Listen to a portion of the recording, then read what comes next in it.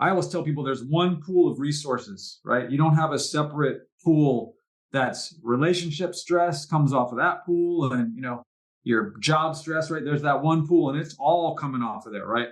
We don't just have exercise stress, which causes a positive adaptation, hopefully, but it's still a stress. And we can't control every stress in our life necessarily. And they're all draining off that one pool of resources that we have. And if we're not balancing all that stuff correctly, taking in the right fuels and stuff to, minimize and replenish, you're setting yourself up for some trouble. But I think also what we can all agree on is that, we should eat a high protein diet, watch the junk food, and do your strength training consistently. That's how you live a long, healthy life.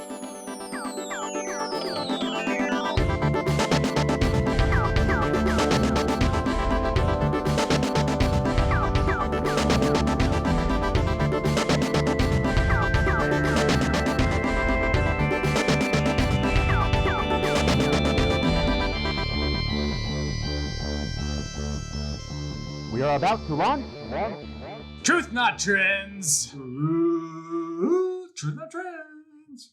What's going on, everybody? Truth. Truth Not Trends. We need harmony, 3-part harmony. We got to get a guest for that. We forgot. We should get it harmonized with Corey and Beth and Mike. Truth Not Trends. Truth Not Trends. Truth Not Trends. This is Jesse Schmidt and Liam Bauer. At Truth Not Trends, this is the podcast where we help you maximize your strength as safely and efficiently as possible. My name is Jesse Schmidt. I've been a strength coach for 2,398 days. My name is Liam Bauer, and I've been a strength coach for 35 years, and I'm on the cusp of 36. Do you know the exact day? The exact anniversary? I would say that it's probably somewhere September-ish, honestly, so it's probably not till deeper into 2024. But it's getting closer. It's close. Anyway, it's been a long time. It has been a long time. People, today we had a great roundtable discussion with Mike Lepowski and Corey Beth. That's right. Lepowski, that fitness couple. That's right. We were invited. This is the incredible crossover meeting of the minds. TNT meets that fitness couple right here. This is the TNT universe version of that conversation. That's right. We talk training. We talk nutrition. We talked about how handsome and athletic Jesse is. A little bit. That was nice. It was a good ego boost. We talked about programming, athletes, in season. That's right. All kinds of good stuff. Just, of course, this is going to be packed with exciting information on both sides of this amazing conversation. You're going to love it. And before you listen to this episode, make sure you check out tntstrength.com for the wonderful supplements we offer there. There's 5 of them. What are they, TAKU? They are creatine monohydrate. Boom, baby. There is fish oil. Boom, shakalaka. There is some probiotics. Boomerang. For that gut health. And of course, we got some K2D3. And whey protein powder. Did you already say that? Did I say that one? I don't know. I don't know. There's a 5th one in there somewhere. Anyway, at TNT, we recommend a high protein whole food diet. But if you have some gaps in your nutrition, go ahead and check out the store at tntstrength.com. That's right. And without further ado, enjoy this interview, roundtable discussion with the lovely Corey Beth Lepowski and the extremely shredded, cigar-smoking Mike Lepowski.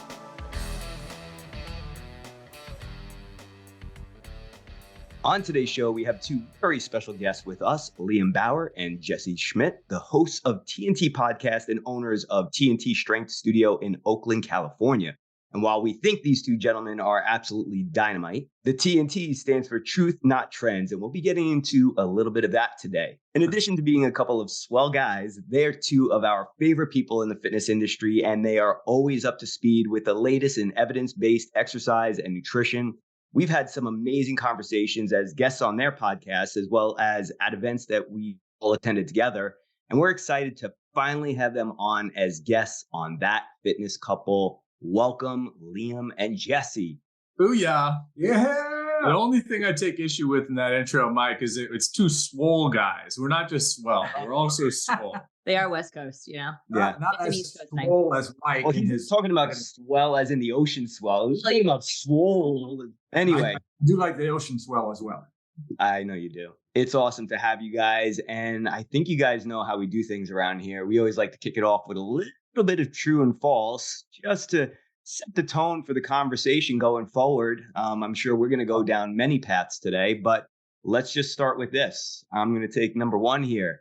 So, Jesse, this one is for you. True or false, or you can add a caveat if necessary. You are a ninja. I am a ninja. I guess it's true. I have not been officially on the American Ninja Warrior show, but I've been a course tester at Universal Studios a few times, and I'm an avid Spartan racer and obstacle course racer. So sure, yeah, we'll go with yeah. Well, number 2 goes to you, Liam, and that is if Jesse is a ninja, then you are the Bruce Lee of fitness. Wow. I don't know if that's true, but I'll take it. I like it. I mean, I think you have to take it because it's in your bio. Yeah. I think what they mean by that is, the idea that I like Bruce Lee, in my evolution, I explore everything and only keep what's valuable and get rid of everything else. Awesome. And that's also why I know blends things from lots of different that is true as well. Disciplines. And separately, I do have a very long running background in martial arts, but that's like a whole separate thing. Liam, I got another one for you. True or false? You've been a strength coach since 1988. That's 35 years. That is true. And coming up quick on 36. Well, Jesse, this one goes to you. You and I were both in diapers when Liam started training. That's a fact. Yeah, that's we make a lot of old guy jokes around here with Liam. Yes, people. It's funny that people don't they won't accept that he is 62 years old. They a lot of the time think he's about 20 years younger than he is, which is pretty cool. Pretty awesome. Well, since we're talking about old guys, Liam, people who are 55 plus should train differently than those who are in their 20s and 30s. Is that a true or false? That's a true or false. Oh, I say false.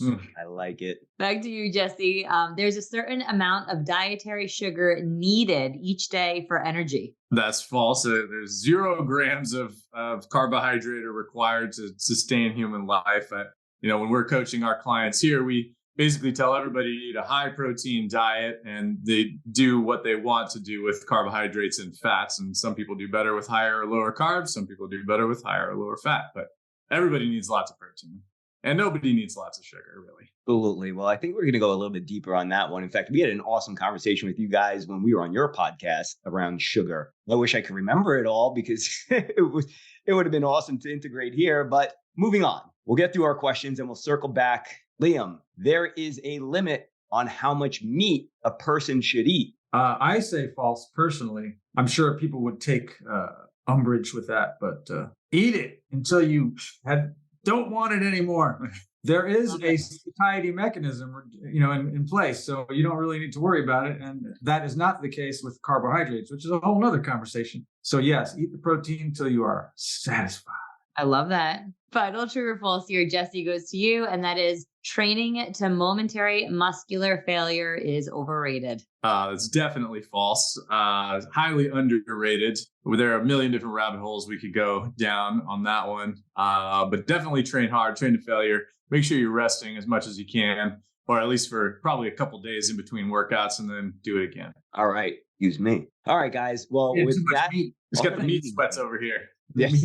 I've never personally had meat sweats, but I'm looking forward to it. Dude, I used to get the meat sweats when I was bodybuilding and going super high protein and very, very low fat. I don't know exactly what the mechanism is there that causes that, but that had been the only time in my life where I actually would get quote unquote meat sweats, but I couldn't even put all the blame on meat because at that time, the only meat that I was actually eating was like chicken and protein powders and the likes of that. You're probably sweating because your body's like, I need more. The thermogenesis is just so intense. What are you doing to me? Well, speaking of that, I was also taking liver tablets at that time. And I'd wake up in the middle of the night, not just sweating profusely, but like my calves would be cramping up like crazy. Nothing I've ever experienced before and never want to again. You weren't taking any sort of electrolyte supplement or anything? I knew nothing about that sort of thing back then. Yeah. Middle of the night. I don't know what happens, but it seems like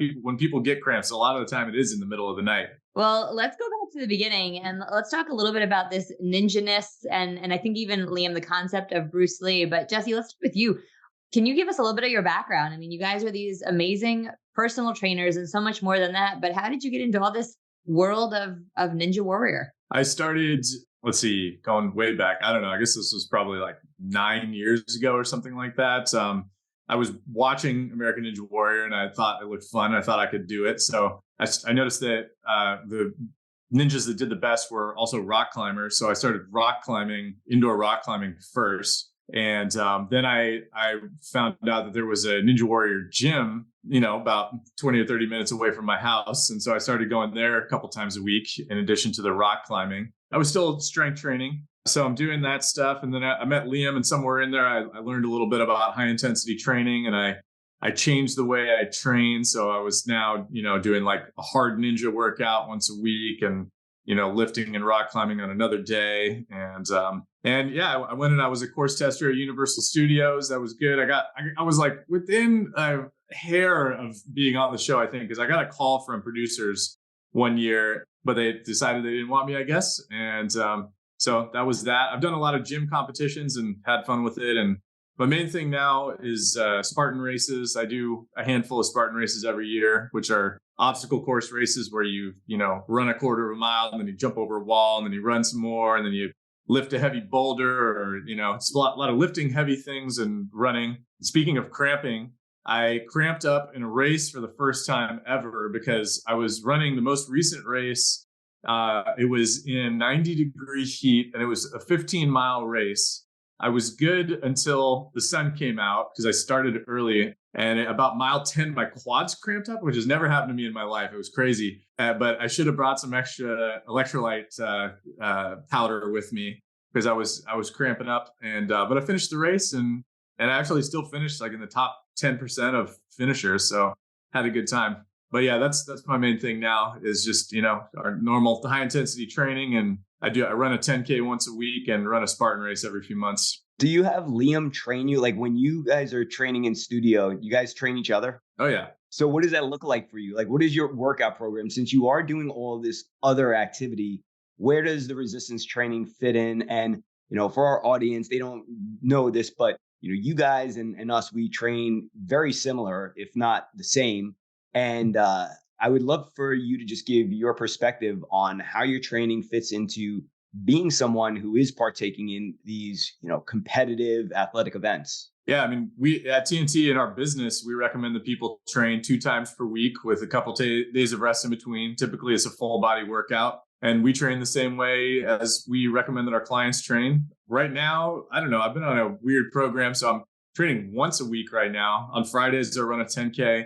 On Tuesdays, I do a full body workout. I don't know. I probably do between 8 and 12 exercises, one single set to momentary muscular failure. What I like to do ideally is, if I can, is preset all of the exercises. So, load up all the weights that I'm going to use and then try to eliminate the rest in between exercises, which is kind of the classic Nautilus HIIT style. And so a lot of the time I'm finishing my workout in, 12 to 15 minutes. So that's really like for the last couple of weeks, I don't know if it'll stay this way, but for the last couple of weeks, I've basically been doing, let's say a maximum of like 15 or 20 minutes of resistance training a week and then running a 10K. And that's the only, that's the only intense exercise I'm doing for the week. The rest of it is just, I try to, walk, 10,000 steps a day if I can, but it's not a super big focus for me. It's more just make sure I'm getting my lift in, getting my run in, and eating my body weight in grams of protein every day.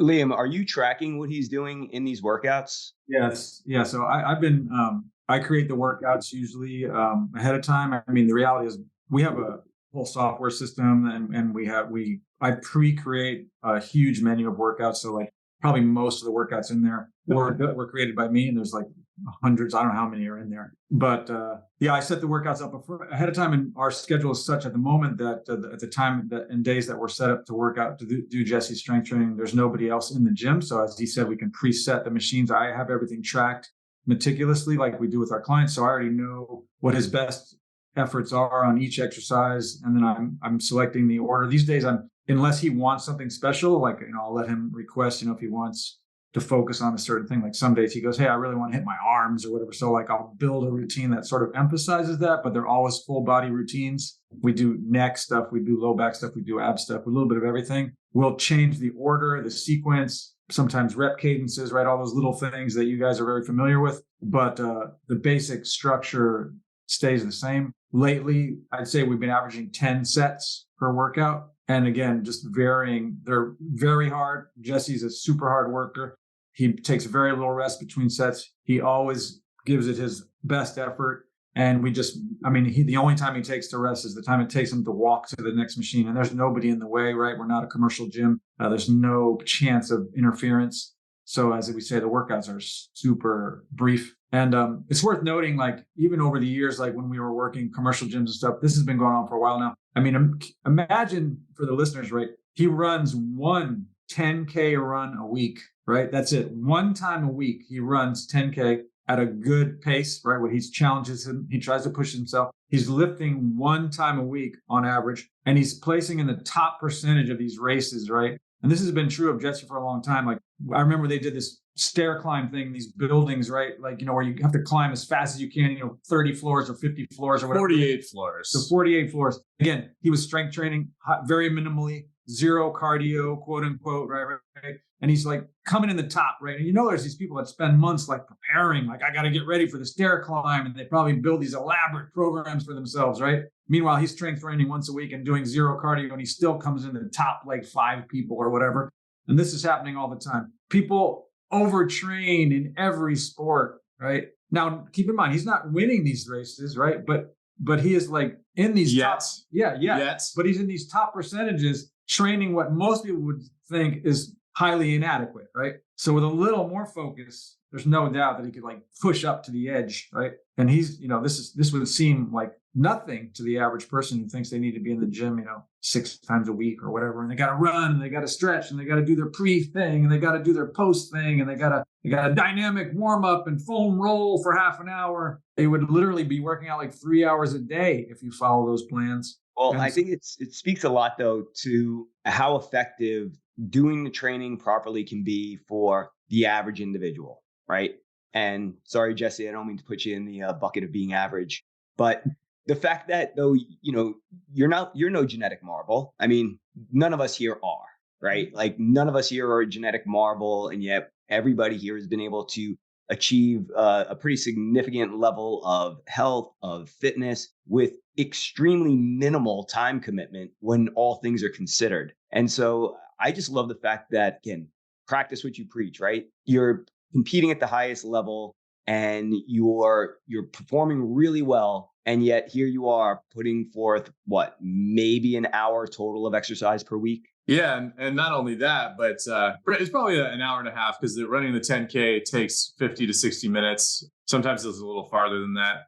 But the other thing is I'm never hurt, and that's the other thing about, whether you're an athlete or you're, whatever, you're training for something it's literally just not a concern for me. I can go out and do like a hard ninja workout, or I can run a Spartan race, or I can like when I go on a hike with my girlfriend or with friends or whatever, I don't think about the difficulty of the hike, because I'm just like, when you train in a high intensity style, when you're resting sufficiently between workouts, you're just ready to go, and if you want to, amp up the nutrition and get on stage for a bodybuilding show or something like that, then, you make some tweaks. If you want to, ramp up your muscle as high as you can get it and eat some more calories and additional protein, maybe a slightly higher volume in your workouts. But that's what I love about training in this style is it doesn't take a lot of time. I feel my body feels good all the time. I'm not hurt. That was the big thing when I first started with the rock climbing and ninja stuff, and I met Liam. That all happened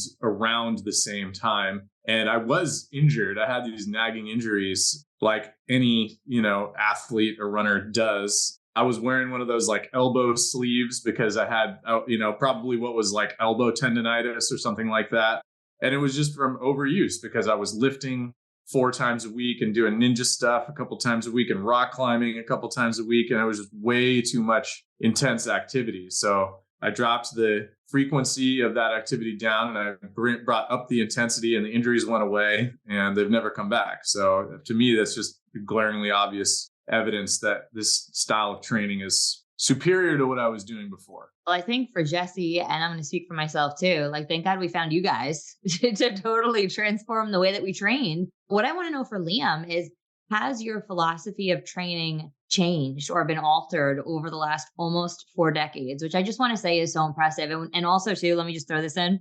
When I met you, I had no idea you were in your 60s. You are one of the healthiest. You got great skin, great shape, great muscle tone. I mean, there's so many things about you. I'm like, what? There's no way. But the question is, has your philosophy of training changed over this time? I mean, if you want to go all the way back to the beginning, I don't know how far back you want me to go. It's a long way back. Yeah, it is. Let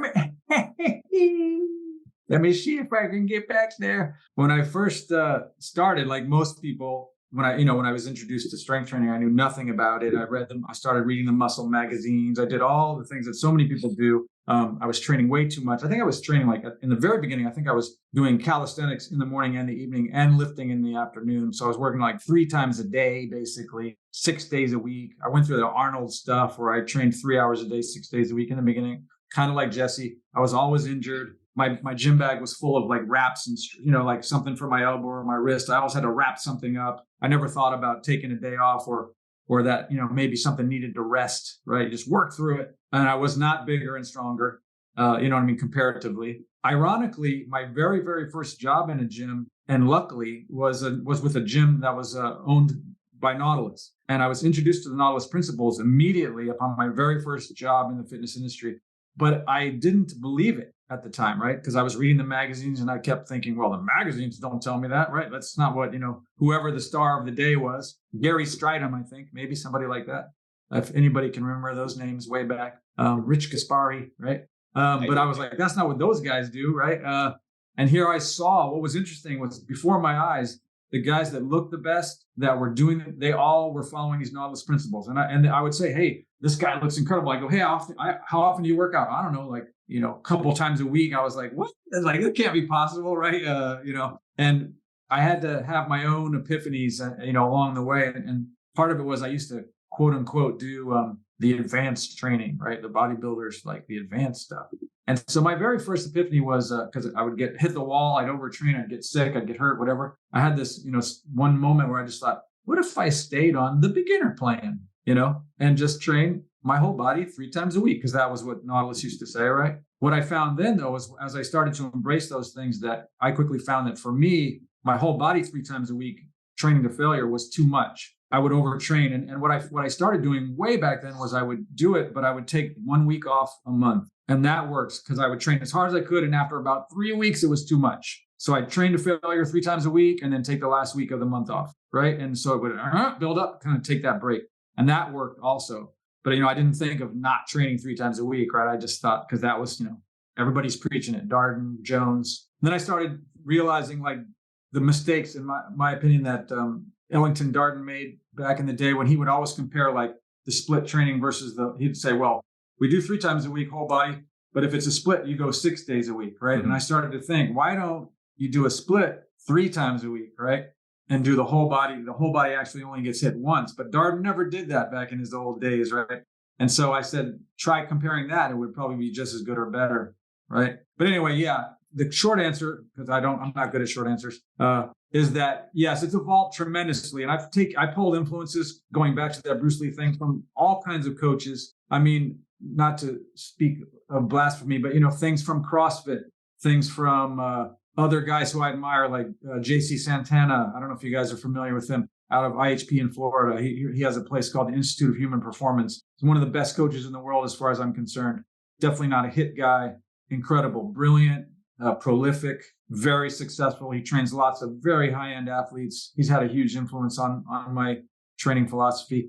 I've been lucky enough to meet all kinds of incredible coaches, some from the high intensity, some from others, and then pull those things, Pete Sisko, from, power factor training and doing static contraction stuff. Lots of guys have influenced me, and I've been able to draw those things and, take that information and, A and C and extrapolate to B instead of just being stuck where other people get trapped, even in the high intensity niche, as I'm sure you guys know, and Mike certainly would know. They get really dogmatic, and and this is true in the martial arts world too. So there's another parallel. The martial arts world is real common. Like you get into Bruce Lee stuff, and it's like, well, if you're not doing it the way he did it in the '60s, and his whole thing was evolve, right? So he would say, no, you don't get stuck where I was. You keep on going, right? And same thing. Like some people are like, well, if you're not doing it Arthur Jones way, right, you're not really true to the high intensity training, right? And we all know that you have to evolve. And even Darden eventually evolved and recognized, hey, maybe 2 days a week is enough for some people. And even Jones figured that out eventually. So yeah, blah, blah, blah, blah, blah. Anyway, yes, I do evolve and pull from life. There's a couple things, 2 things in particular that I wanted to just extrapolate from, things that both of you just said, because I also, when I started my journey into high intensity training, I was riddled with injuries. It was the rotator cuff from bench pressing every Monday, right? Since 13 years old till 22 years old, every Monday is International Chest Day. International Chest Day. You're absolutely right. And so the first exercise you have to do is a bench press, and you got to do at least 4 to 5 sets of them. So I had all of the rotator cuff injuries, then irritation in the elbow and tendonitis, low back, neck. I mean, you named it, I had an issue.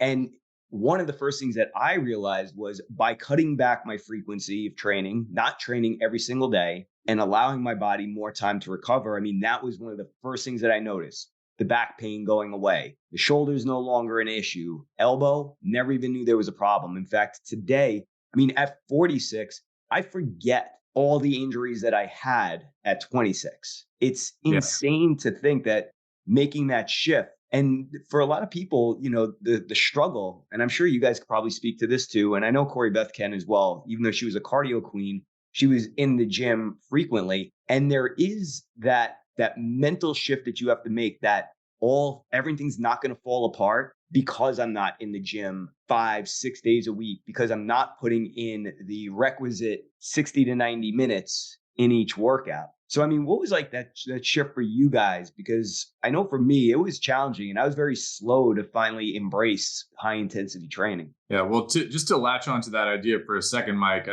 I think it's always going to be challenging for people to overcome the kind of like commonly accepted social practices. And you have, like, to use a couple examples right now, you have a couple people in the zeitgeist like David Goggins or Alex Hormozy, who are like actively talking about how overtraining doesn't exist, right? These are people who are like gods in the social media fitness universe right now. And they're literally like, if you read David Goggins' book, so you listen to him talk, he's like, I don't care about overtraining. I don't believe in it. I understand the science. I just ignore it. And so, if you understand David Goggins, he's willing to just completely wreck his body. He's done some amazing things. More stupid. But both. But that's the thing. He doesn't care. He treats his body as if it's like completely bulletproof. He's been able to, just do some amazing things.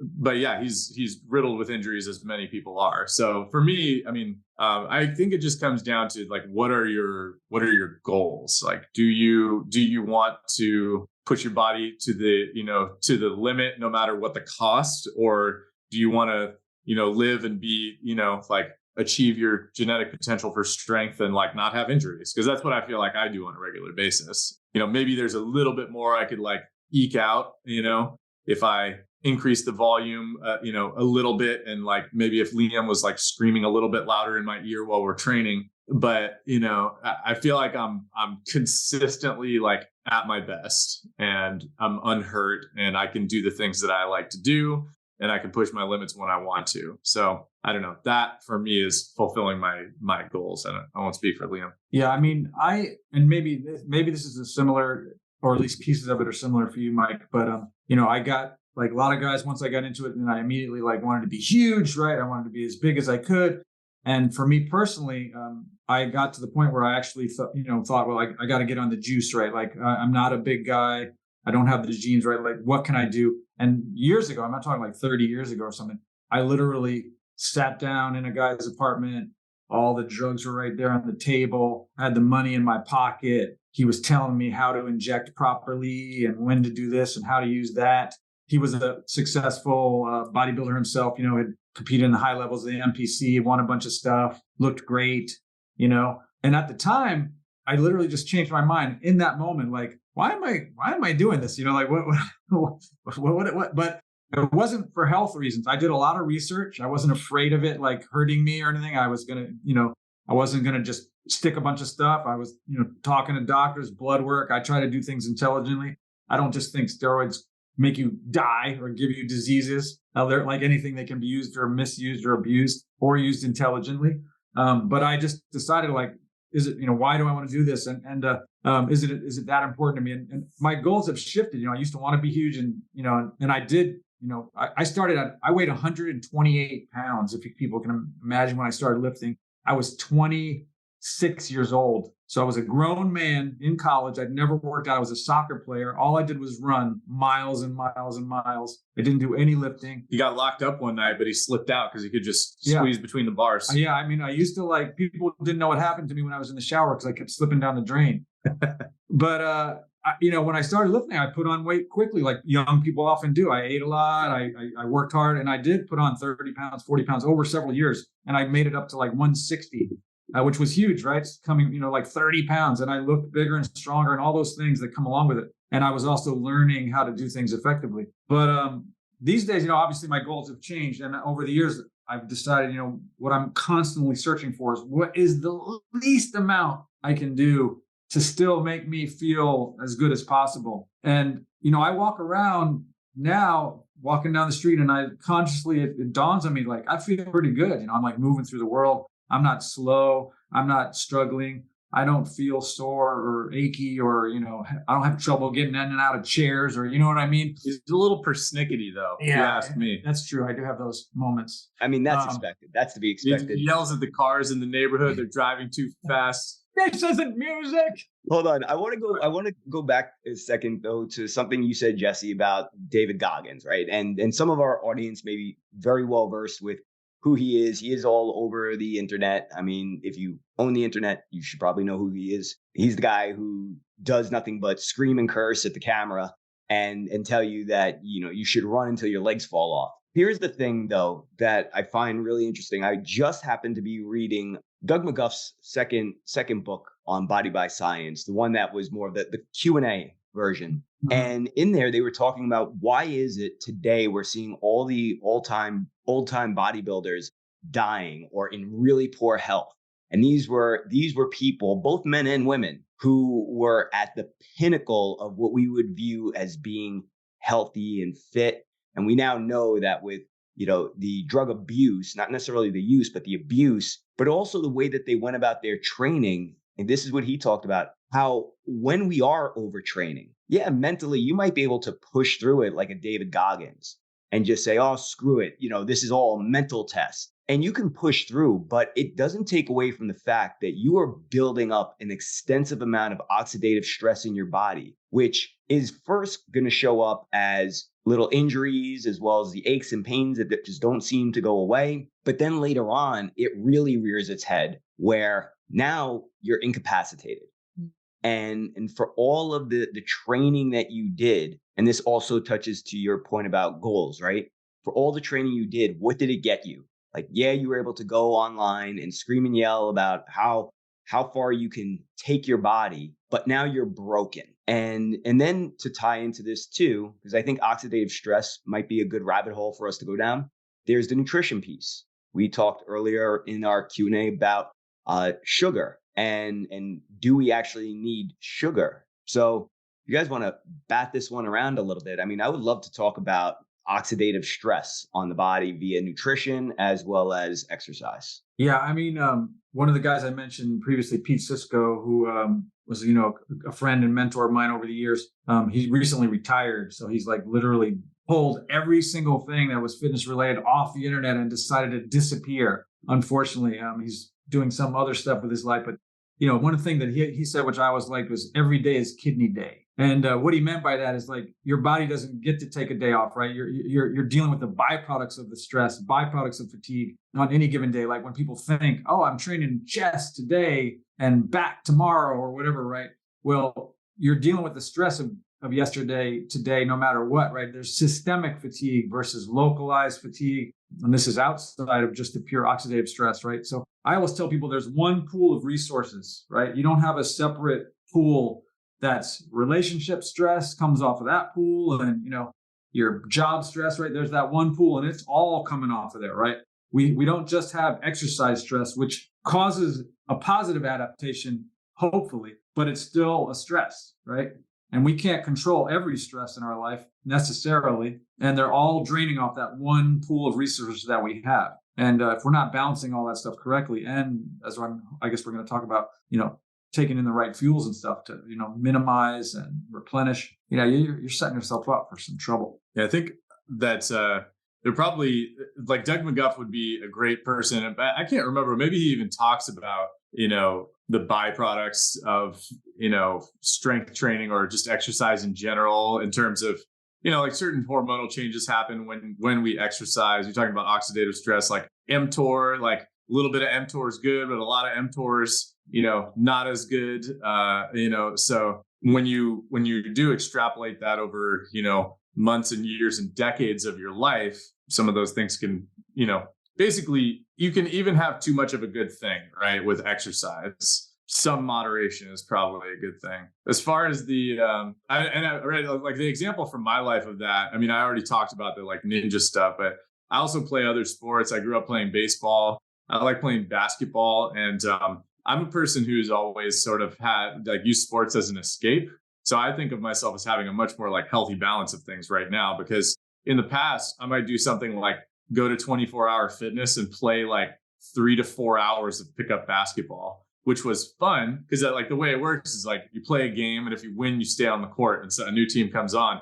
And sometimes you roll with the team who just can't stop winning. So, my body will be telling me one thing, but I'm, hooked on the game. So, 4 hours later, I limp off the court, having had a great time, but not able to walk for the rest of the day, So those things aren't good. I probably could have played for 2 hours and been pretty tired, but been able to, stand up off the couch. But getting to the nutrition, I really think like people just aren't thinking rationally or honestly with themselves a lot of the time when it comes to nutrition. People like sugar. Sugar's delicious and they don't want to give it up. I don't think it's any more complex than that. People know at a base level, like they don't need to eat muffins, they don't need tons of sugar, but we like eating those things. They're delicious and they're easily accessible. So it's easy to eat a lot of them. I'm around a lot more runners these days than I have been in the past. And man, these people are all about the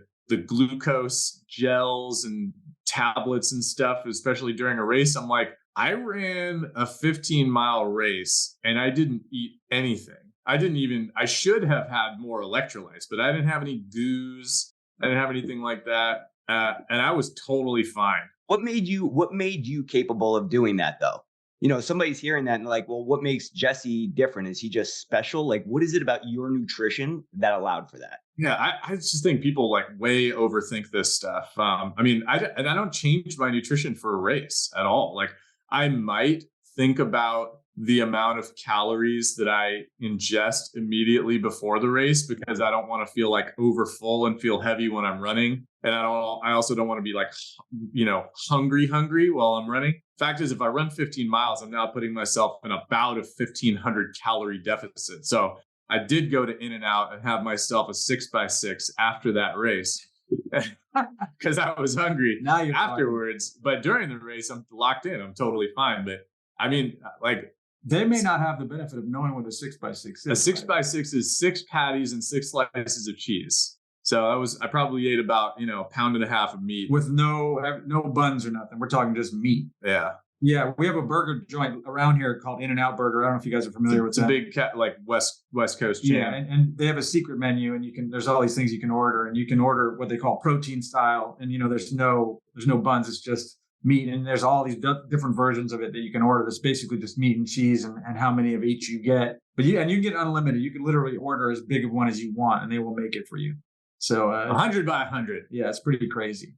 I would be totally game for that. We have 5 Guys out here. Yeah. And at 5 Guys, the times that we have gone there, that's exactly what we did. It was ordering the patties, right? Double patties with cheese and bacon and no bun. Yeah, there you go.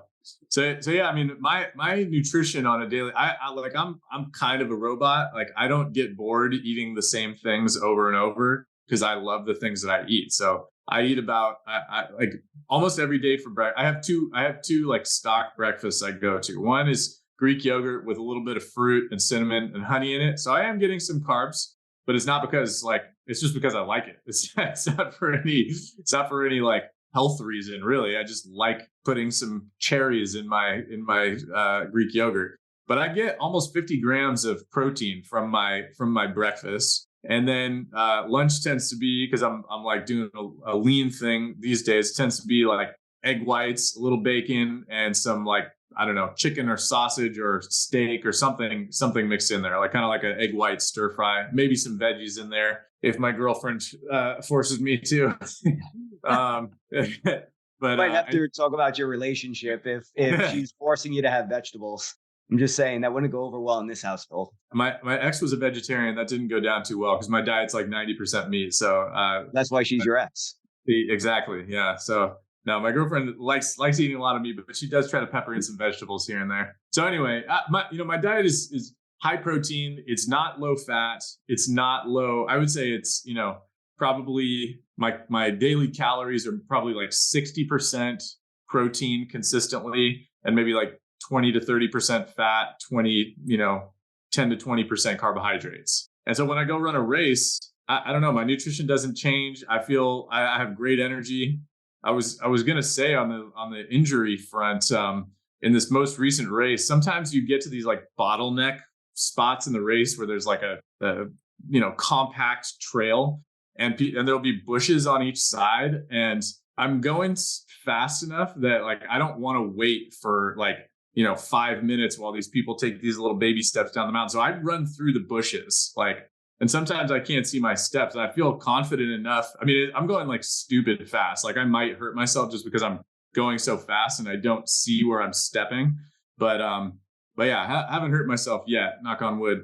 I don't know where we're going, but I about sugar, I want to just jump on sugar really quick because I feel like ahead of the curve. I don't know if I really am, but I mean, I've been telling people for probably more than 30 years that there's no requirement for sugar in the human diet, and everybody thinks that's crazy. And I've been experimenting with because they like eating sugar, the low carb stuff, and the keto stuff for more than 30 years.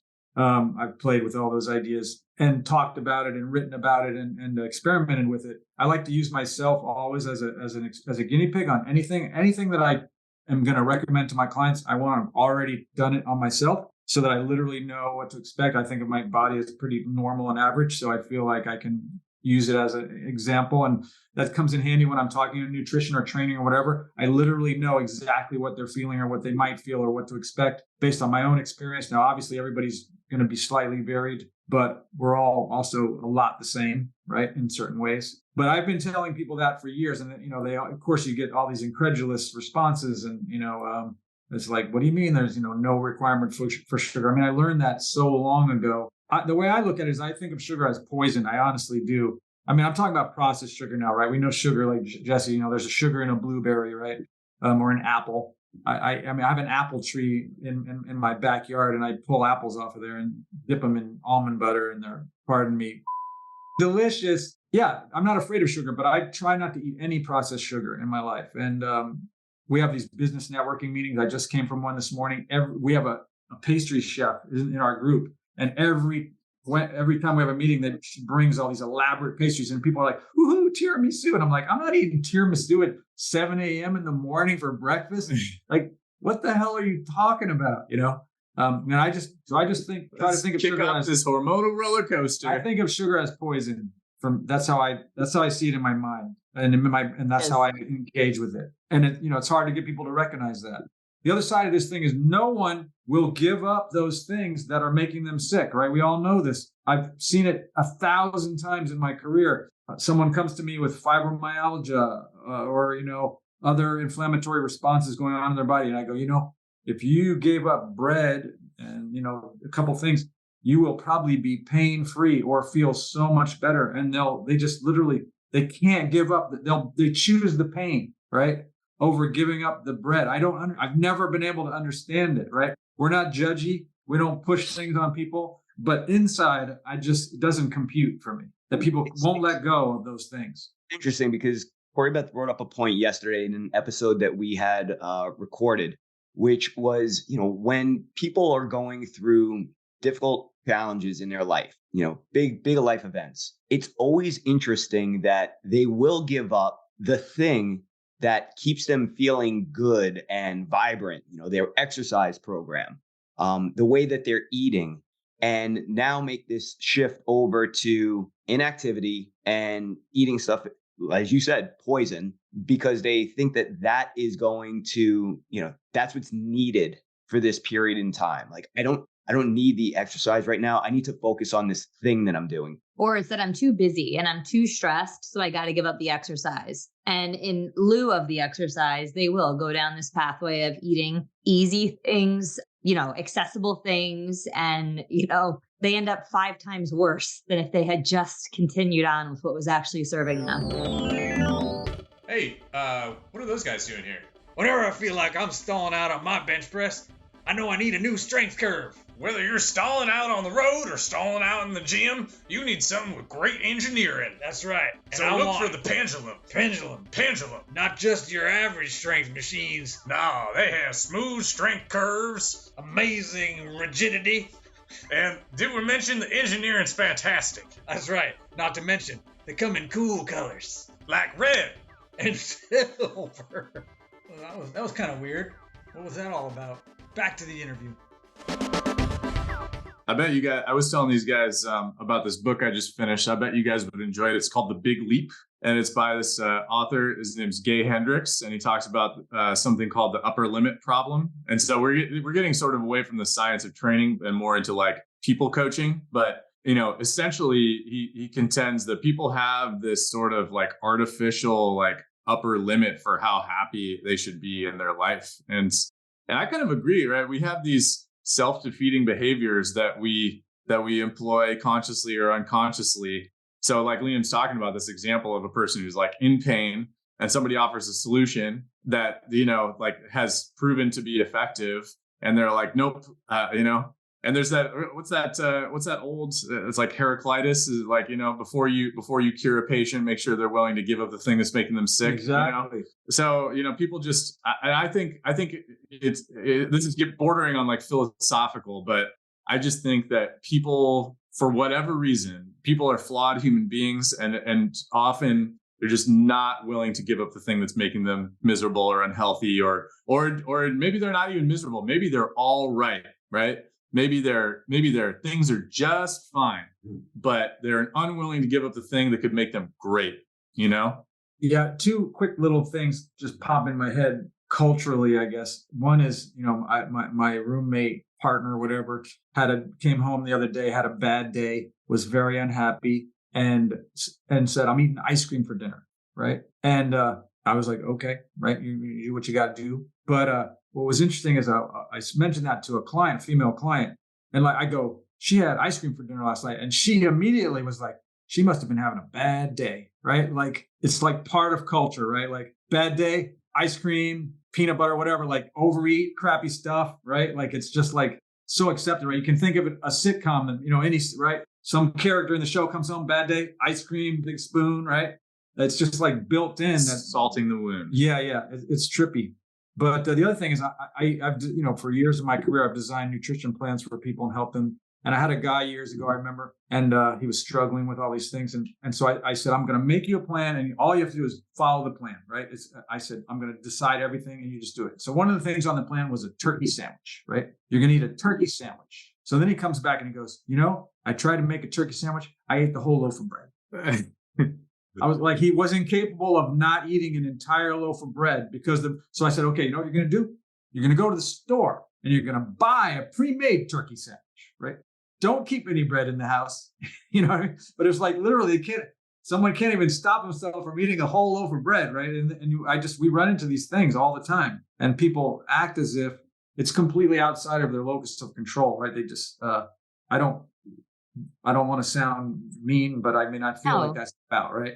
You're not sounding mean at all. I think that there's three elements to it. And I think you hit on the first. And it is that programming that we're programmed by culture, parents, grandparents, aunts, and definitely television and movies. Okay, this is what I'm supposed to do. And so then it becomes culturally acceptable. This second thing is, I don't know that people are necessarily choosing the pain, but I think they're just choosing comfort. And what's comfortable is what's familiar. And so, I can say I sat in that seat for a long time where it was comfortable and familiar, that every time I had a bad day, it was Breyer's mint chocolate chip ice cream. And in that moment, it felt a little bit better, but then you felt 10 times worse, just after it. And so it is that learning. And that's why I think the third piece is people don't know enough, and I don't want to say that ignorance is the reason, because there is enough information out there to tell us that sugar in excess is bad for us. Alcohol in excess is bad for us.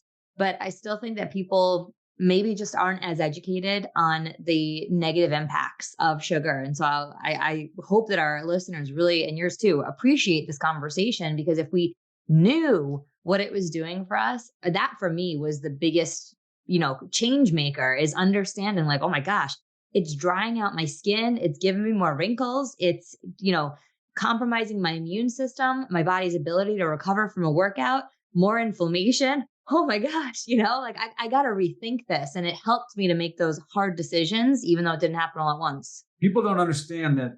And, like, it sounds like, almost like a conspiracy theory, right? Big sugar is like big tobacco, right? And they've had people on their payroll for decades, basically doctors or whatever, writing, and here's a great example. And this is something that most people have no idea. So you pick up a food, any food, just think of something and you look at that food label, right? Most people, number one, don't look at food labels. But if you've ever looked at a label, it'll tell you, protein, this much, right? Carbohydrates, this much. And it'll usually give a percentage, right? And that percentage is based on this quote unquote theoretical, 2,000 calorie a day diet, blah, blah, blah, right? But if you notice this, you look at a label, there's never a percentage next to sugar. Then that percentage is blank. And then why is it blank? Because the sugar people have lobbied to keep that information off the labels, because they don't want you to pick up a can of Coke and see, whoa, this is 150 times my daily amount of sugar in this one can, right? They've lobbied to leave that information blank, and it is. And so people pick it up. They have no idea. And you get an Arizona iced tea, and it says there's 20 grams of sugar in there, but there's actually 4 servings in that can. So, right, you're at 80 grams of sugar. Every gram, right? Every teaspoon is, 5 grams of sugar is a teaspoon of sugar, right? So you're looking at a lot of teaspoons in that can. Nobody drinks 1/4 of a can when they open it up, right? And again, that's just one part of what's happening. There's a lot going on in this sugar thing. For like big tobacco, right? Deny for decades. Big Sugar's doing the same thing. They've been doing it for years, and they're still getting away with it, right? There's way more going on, and the Earth isn't flat, but there is other things going on. Yeah, we had the girls from Discover Ag podcast on, Tara and Natalie, and they brought something to our attention that we didn't know, and it speaks into the whole issues around lobbying and marketing, especially, and that is that the agricultural industry as a whole. So you're talking about dairy, cattle, chicken, like anything that falls into that ag category, collectively, they can only, because of restrictions placed upon them, they can only spend up to $750 million a year on marketing their products, right? So these are commoditized products that we know are the healthiest foods to eat. So it's everything on the outside of your supermarket, but everything that's marketed that falls onto the inside of it, just one company alone, like Pepsi, can spend and does spend $2 billion a year on marketing. So why is it so difficult for people to get an education? Because we said moments ago, like, people just don't know, right? They just don't know. Why don't they know? And it really does go deep into all of the corruption and all of the rules for one group, no rules for the other, or this, degree of flexibility. And now you have those who are pushing these products that are highly addictive, harmful to our health, if eaten in mass quantities, right? Because I'm not going to use scare tactics here. No food in and of itself is going to be bad for you or create a problem unless you're doing it in excess. But the fact that you can market that food so that people are more drawn to it and do eat it in excess, and now it becomes a problem and it's destroying their health. I mean, that ties exactly into what you were just speaking about. Yeah. And, flashing back, this is kind of a rolling back for a moment, but about Jesse, like his performance and his nutrition, and the idea of needing carbs or not, right? I tell people, protein is like time release glucose, right?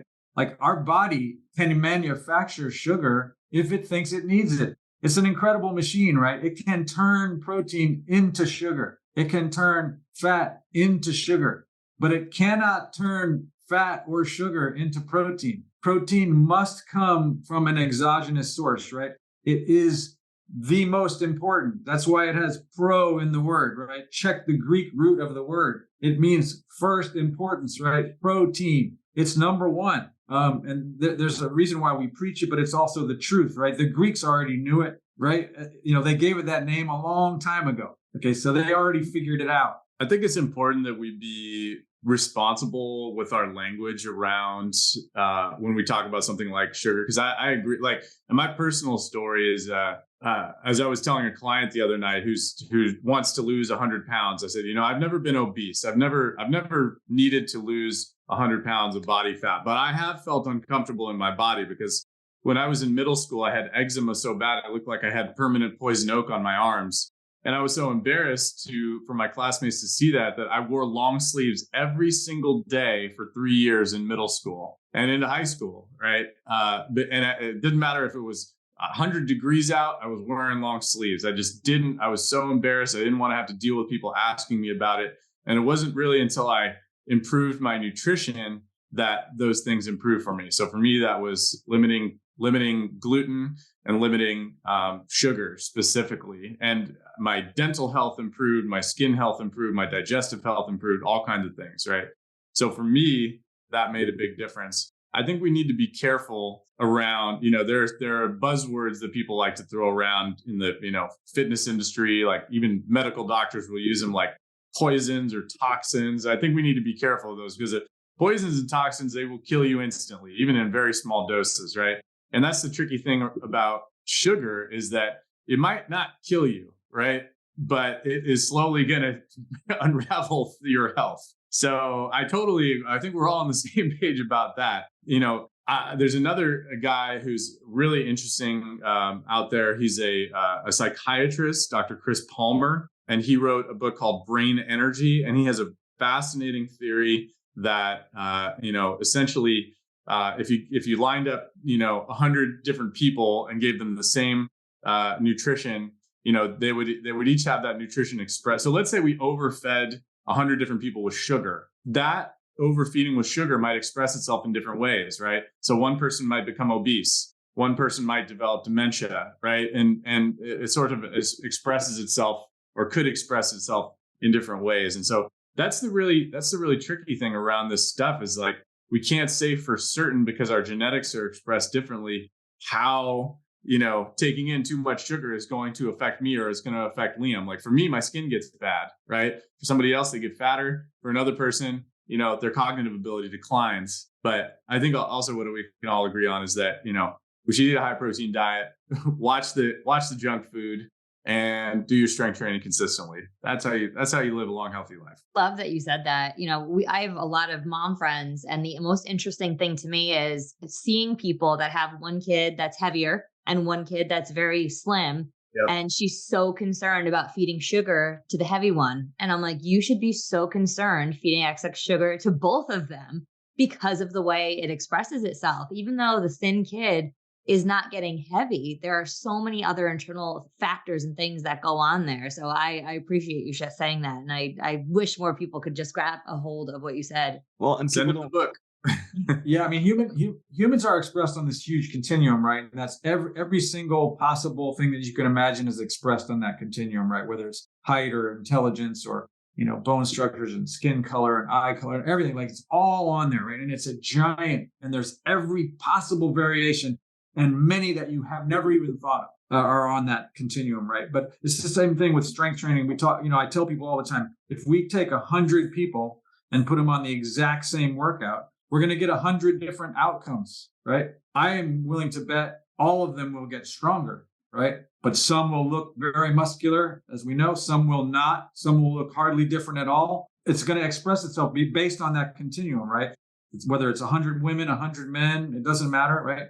A random pick. The workout will deliver the result, but the result will manifest differently across that continuum. But there will always be a positive outcome in a certain extent, but it may not be the outcome that they wish for, right? Based on all those other elements. I'm glad you said that, just because we had, asked you early on about should training be different for somebody who's 55 plus, which you're in that category, but you were also training throughout your 20s and your 30s.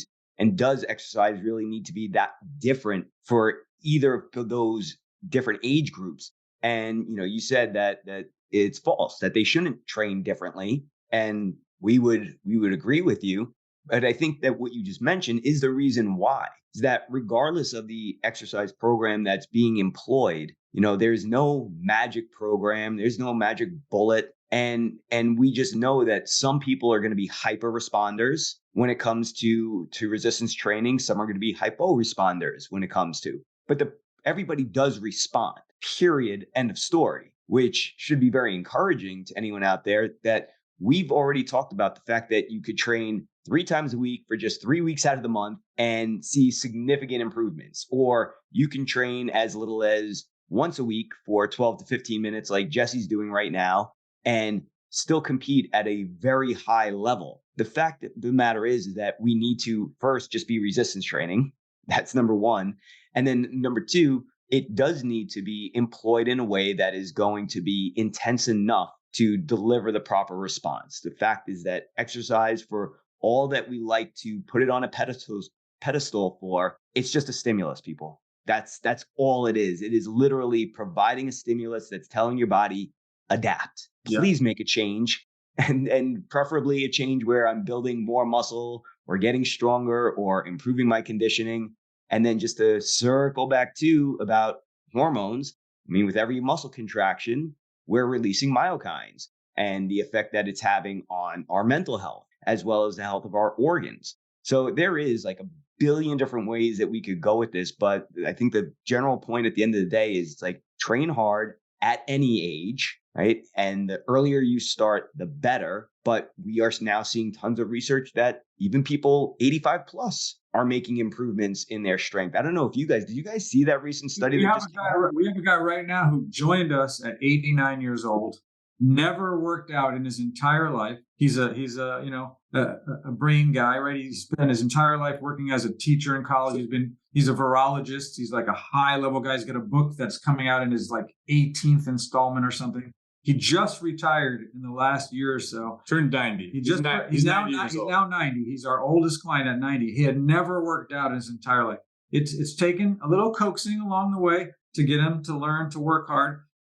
He was a little scared, a little resistant, but he has now learned, to take it to what his edge at the moment, right? And he's learning to push past it and try to work a little harder and all that kind of stuff. And he is getting stronger. And it's amazing. And he comes in, he dances around in between sets, and he's very smart. He's a sharp guy. He's entertaining. He clearly sees the benefit. He's just training with us once a week for 30 minutes, but he's stuck with it. Yeah. To your point, Mike, long story short, we train our teenagers the same way we train our 90-year-old. Everybody is training briefly and intensely relative to their current abilities and safely, of course. So that's all moving. Everybody's moving slow, and they're training to momentary muscular failure. We don't give people a break because they're 85 years old. They have to work. It's more important that we also push protein on them even more, because we've learned from Dr. Sarah Oikawa and Dr. Wayne Westcott and Dr. Stu Phillips and everybody's talking about the importance of protein nowadays. You need more of it the older you get. So we just tell people you can't get enough. Just shovel it in there. Absolutely. Now, hold on real quick, though. Regarding momentary muscular failure, I just want to go there for a second. How are you guys defining it for your clients? Because, some people hear that term, momentary muscular failure. We use it ourselves. And automatically there's that fear that, oh my gosh, this means I'm going to have to lift super heavy I'm going to probably hurt myself. I mean, what do you guys use to determine whether somebody's reached momentary muscular failure? They have to crawl out of the gym at the end of the workout. Yeah, I mean, honestly, right? It's going to express itself on that continuum, right? How many people really ever learn to go to true muscular failure? To me, it's not that many, right? So our goal or my job is to get that person as close as I can to putting in a maximal effort on those movements each time, and hopefully to help them learn to push against those edges as they continue to move through the process, right?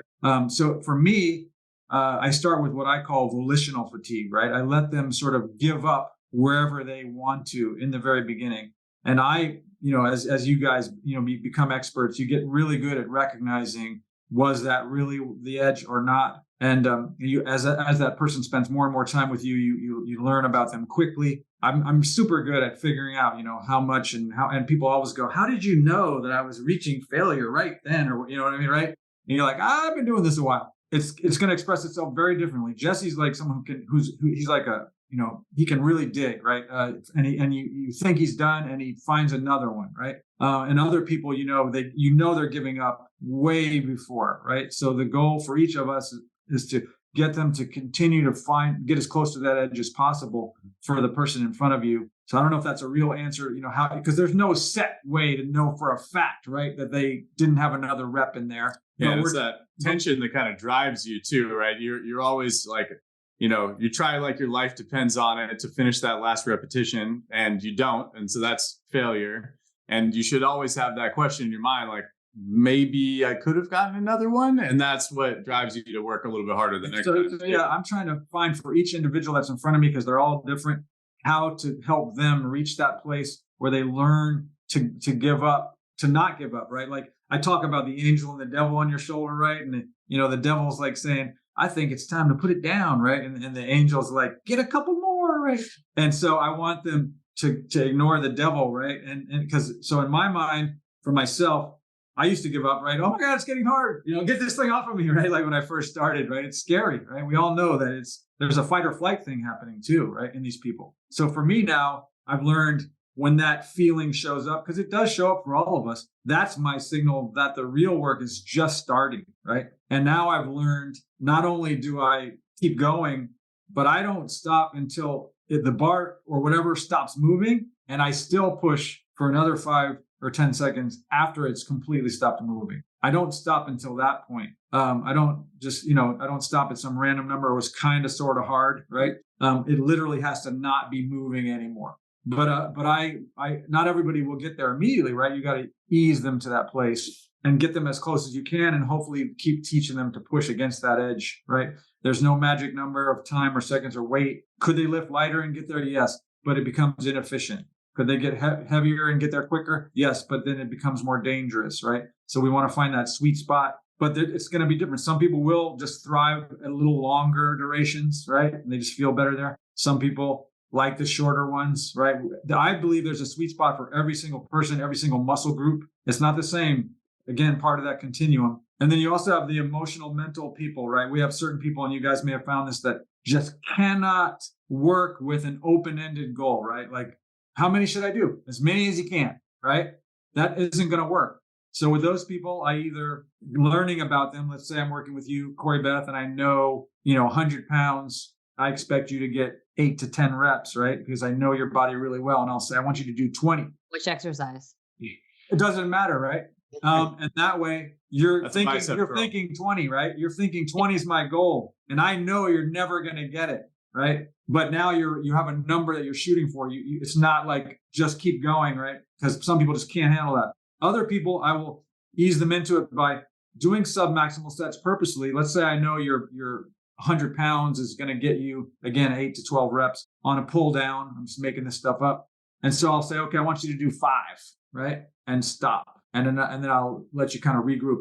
Do 5 more, right? And stop. And it makes them happy, right?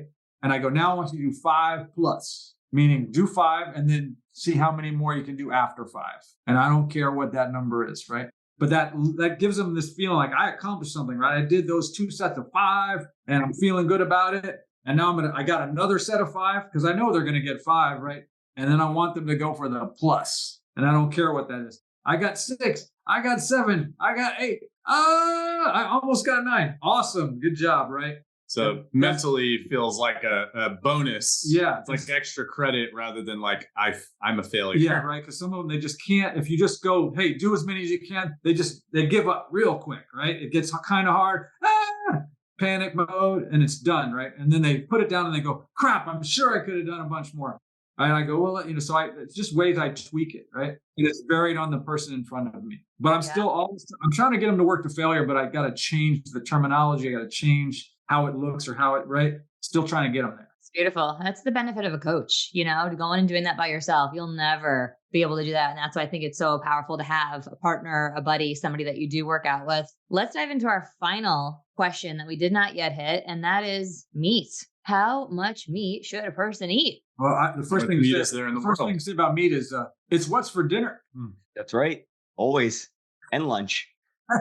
Well, for me, I would say there's there are like certain outliers. Like if you have a rare like kidney disorder and you need to eat a low protein diet, those are the like extremely rare circumstances where you might not want to eat high protein. But outside of those outliers, eat as much as you can. It's good for you. It's the most bioavailable source of amino acids that you can get, particularly beef, particularly organ meat, if you can stomach it, which I don't like the taste, really. I like heart better than I like liver, but I just eat regular beef, chicken, fish. And, if in terms of body composition, there are some realities you have to acknowledge, which are that, when you eat certain types of meat, they're going to be higher fat, and fat has twice as many calories as carbohydrates or protein. So you might want to change the type of cut you're getting of cow or whatever it might be. Maybe eat more chicken breast instead of chicken thigh or that sort of thing,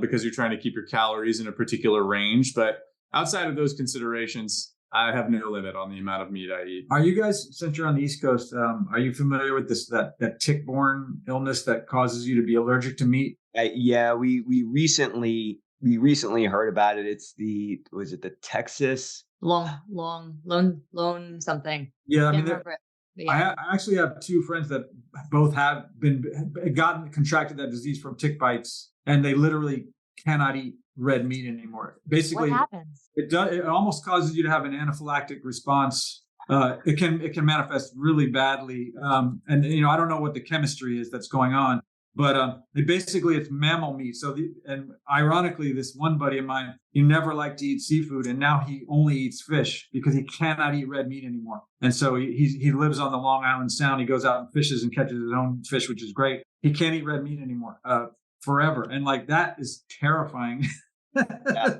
To me, but it's a separate thing. But I just was wondering if you guys had heard about it, because I think it's more on the East Coast at the moment. Hopefully it doesn't work its way out here, but it probably will. Yeah, I'm just going to throw in here, because you had mentioned it before, Liam, the fact that I don't believe that there really is a limit on how much meat a person can eat, or even protein for that matter. I mean, all the research that's been done is shown that with people who do not have any pre-existing kidney issues, that upwards of 2 grams of protein per pound of ideal body weight is still safe. Like there's no issues with the kidney. And in fact, a lot of the research points to protein having a protective effect around our kidneys. And in fact, we have a client who has when she started training with us, her concern about the way to go about nutrition and the fact that we were promoting high protein is that she had this genetic kidney disease that her father actually passed away from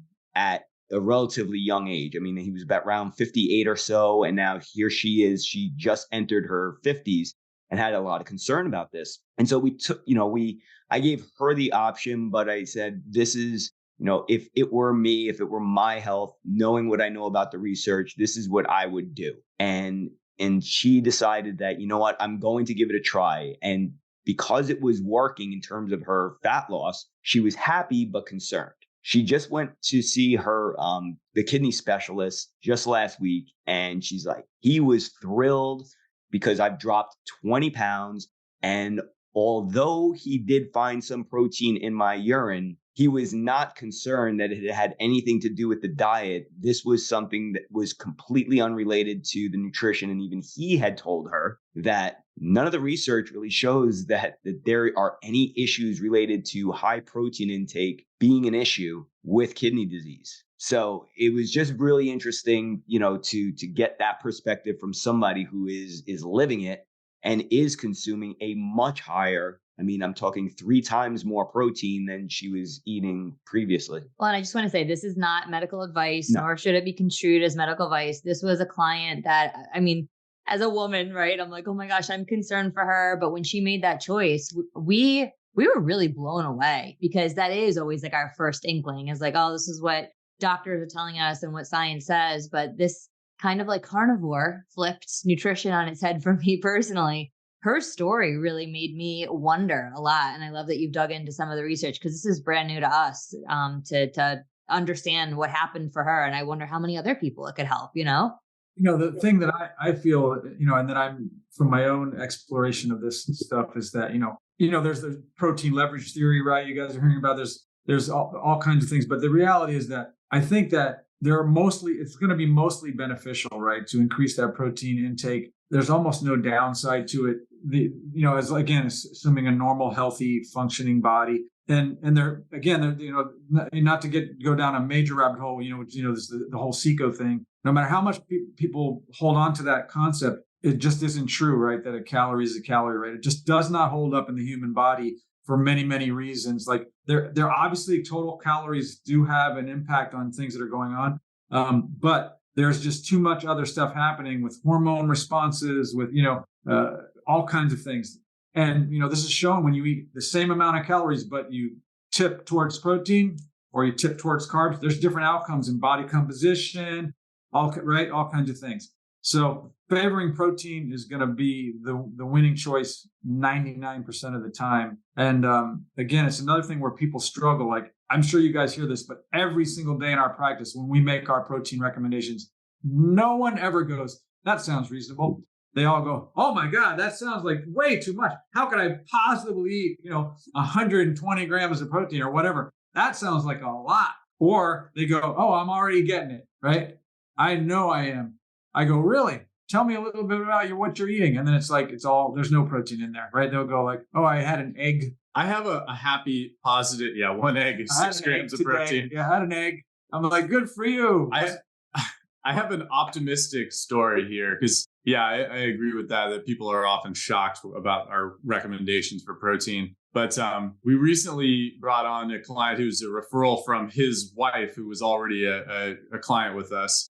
And he has a family history of osteoporosis, and he has diagnosed osteoporosis, which is it's significant. He was an athlete. He was like a world-class athlete when he was younger. And so, I had him take me through what a normal day of eating was like. And I literally counted up probably about like 30 grams of protein in his diet. And, he's about a 150-pound guy. And I told him, I was like, it's straight up. I'm like, look, man, you need to eat 5 times more protein than you are every single day.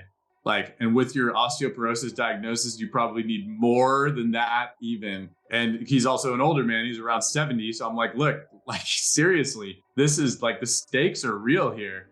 And so, I made a couple other recommendations, like a D3K2 supplement, which vitamin K2 helps calcium get into the bone. And so I'm optimistic because he's strength training a couple times a week now. He is making a concerted effort to eat significantly more protein every day. He's got this vitamin supplement that hopefully will help increase bone mineral density for him. So those are the types of people that make, because we make these recommendations every single day, all day long. And, people, it goes in one ear and out the other. But for every person who actually does make the changes that we're recommending, it makes it all worth it, right? That's why we do what we do, is for those people who make the substantial changes in their life, and it does have a major impact on their health. That's why we do this. Beautiful. Well, with that, we just want to say thank you guys so much for spending your time, for coming on. It's always a pleasure to see you, better in person than, over the internet, but still equally awesome always. So you guys are so good looking, it's hurting me a little. Well, if you'd get in the frame, maybe we'd see you and you could say the same. There you go. That being said, guys, tell everybody where they can find you. Tell them about your podcast. If people are in the Bay Area, where they can find your studio. Yeah, so we are at www.tntstrength.com. We have been putting out a podcast for 6 or 7 years. I don't know how long it's been. We're over 150 episodes. Incredible content, awesome guests like you guys, among many others. We also have a blog with tons of great info on it, all there on the site. If you're coming to Oakland, Jesse will tell you where to go. We are in Rockridge in Oakland. The address is 5255 College Avenue. And, we're on Google, we're on Yelp. We recently achieved a milestone of getting over 100 Google reviews for our studio. So we're pretty excited about that. We put a sign in our window that says we're the #1 Google ranked personal training studio in Oakland. So we're very excited about that. Come see our poster. Yeah, over 100 5-star reviews, mind you, every single one. 5-star rating. Love it. I'd expect nothing less from you two. That's right. And that's what also makes you such swell guys. Well, we are swell. And swole. And swole. When I grow up, I want to look as good as Mike Lepowski. Me too. All right, guys. Well, that said, thank you so much for being here, and can't wait to talk to you guys soon. Thank you guys for having us. Thank you for listening to this episode of the Truth Not Trends TNT Strength Podcast. Don't forget to subscribe, rate, and review us on whatever platform you're on, and share these episodes with a friend. Spread the word. If you want to learn more about us, you can visit tntstrength.com. You can also call us live right here at the studio anytime at 510-768-5421. Or shoot us an email at contact@tntstrength.com. If you visit, you can sign up and get our free training and nutrition PDF. Just head on over, click the box. It'll be in your inbox in no time. While you're at tntstrength.com, check out our store where we offer our fantastic TNT Strength nutritional supplements. And whatever you do, stay off with that stupid blue bosu. Lepowski's lay lozenges lovingly. Mixed and edited by Desmond McNeese for We Mixed It, LLC. Go to whatsoundsawesome.com. What's so funny about that, guys? What's so funny about that?